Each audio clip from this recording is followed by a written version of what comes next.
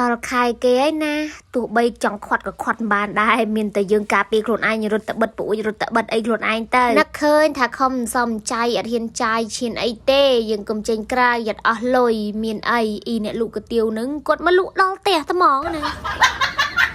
ចឹងបានគេថាកុំប្រកែកនឹងវាសនាកុំតោះវ៉ានឹងព្រំលីខិតចង់ថាមេឃភ្លៀងបណ្ណាក៏ដោយតែកន្លែងយើងត្រូវចាយលុយគឺថាទោះបីនៅផ្ទះក៏ត្រូវតែចាយលុយដែរ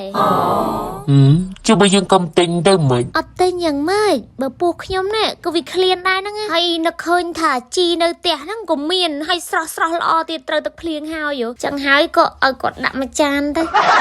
ហើយមានអីបន្លែប្លុកជីជក់អីនៅនឹងទៀតគឺថាគេដាក់មកលក្ខណៈថាជីវាអត់គ្រប់អញ្ចឹងណាអញ្ចឹងក៏យើងបេះបោចជុំវិញផ្ទះយើងដាក់ថែមទៅតែមាត់ទៅដឹងហើយមិនមែនធម្មតាដូចគោស៊ីស្មៅអញ្ចឹង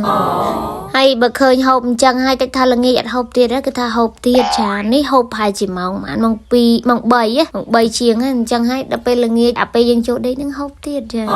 ពេលគឺថាមិនដឹងទៅពេលណាបានគាត់ពេញណាលក្ខណៈថាហូបប្រឡឹង20ឆ្នាំជាង73ហើយនៅតែហូបទៀតអត់ចេះធុញទេកាពះមិនខ្ញុំអ្នកហូបទេណានេះគឺថាកាពះអ្នកបជាខ្ញុំទេគ្រប់យ៉ាងមិនជាកំហុសខ្ញុំទេណាបើសិនជាពេលដែលបានឃើញខ្ញុំហូបតរ៉េនហូបគ្រឿងសមុទ្រមកបកកងអីចឹងអស់លុយច្រើនអីចឹងណាគឺថាមិនមែនជាកំហុសខ្ញុំទេក៏មិនទោសខ្ញុំថាអស់លុយអីចឹងខ្ញុំអត់ដឹងទេណាគឺកាពះសុំទៅរួចទៅខ្លួនណាគ្រប់យ៉ាងនៅកាពះនឹងទទួលណាខ្ញុំអត់ដឹងអីទេទៅបន្ទោសកាពះវិញអាខ្លួនឯងអីខ្លួនឯងសោះទៅបន្ទោសកាពះកាពះពីណាកាពះខ្លួនឯងទៀតអាយយសុំខ្លាចហើយលោកអើយ